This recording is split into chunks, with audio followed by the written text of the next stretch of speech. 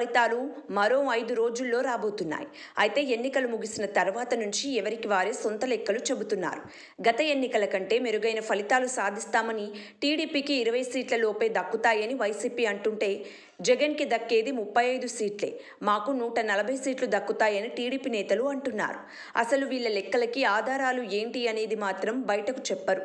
ఎవరి గోల వాళ్ళదే అన్నట్టుగా ఎవరు లెక్కలు వారు చెబుతూ క్యాడర్కి భరోసా ఇచ్చే ప్రయత్నాలు చేసుకుంటున్నారు. దీనికి తోడు అటు టీడీపీ కూటమి నేతల్లో మంత్రి పదవులు ఆశించే వాళ్ళ సందడి అప్పుడే మొదలైంది. చంద్రబాబు ఆధ్వర్యంలో కూటమి నేతలు సమావేశమవుతున్నారు.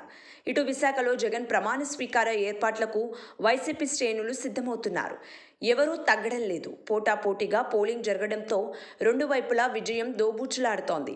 ఎవరు గెలిచినా స్వల్ప ఆధిక్యత మాత్రమే ఉండొచ్చని విశ్లేషకుల అంచనా.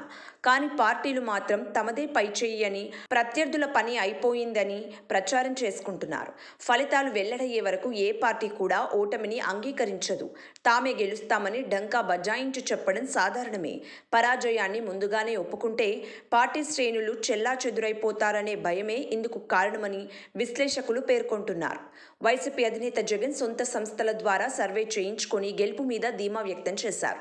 దీంతో ఆ పార్టీ నేతలు విశాఖపట్నం ఆంధ్ర విశ్వవిద్యాలయంలో 9న ప్రమాణ స్వీకార ఏర్పాట్లకు సిద్ధమవుతున్నారు. పార్టీ విజయంపై ఎలాంటి అనుమానాలు లేవని, పోలింగ్ వన్ సైడ్ జరిగిందని వైసీపీ నేతలు చెప్పుకుంటున్నారు. క్యాడర్ భారీ ఎత్తున విశాఖ తరలి రావాలని కోరుతున్నారు. సీఎంగా జగన్ రెండోసారి చేసే ప్రమాణ స్వీకారం నా భూతో నా భవిష్యత్తు అన్నట్లుగా నిర్వహించాలని ఆ పార్టీ నేతలు ఏర్పాట్లకు కసరత్తు చేస్తున్నారు. ఇంకోవైపు టీడీపీ అధినేత చంద్రబాబు అమెరికా నుంచి తిరిగి వచ్చారు.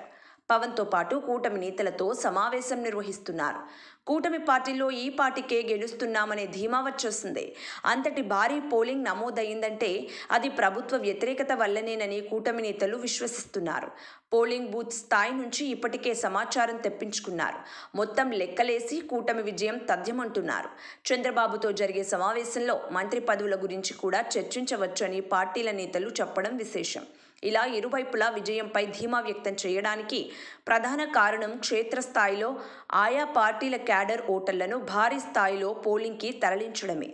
పోటాపోటీగా పోలింగ్ జరగడంతో ఇరుపక్షాల లెక్కలు కొంచెం అటు ఇటుగా వచ్చి ఉండొచ్చని రాజకీయ పరిశీలకులు వ్యాఖ్యానిస్తున్నారు. వైసీపీ లేదా కూటమి గెలిచినా 95 నుంచి 97 స్థానాలు రావచ్చని సీనియర్ నేతలు అంటున్నారు. మహా అయితే గెలిచే పార్టీకి 100 నుంచి అధికంగా 110 వరకు రావచ్చని చెబుతున్నారు. మరి ఇరు పార్టీల లెక్కల్లో ఏవి నిజమవుతాయో చూడాలి.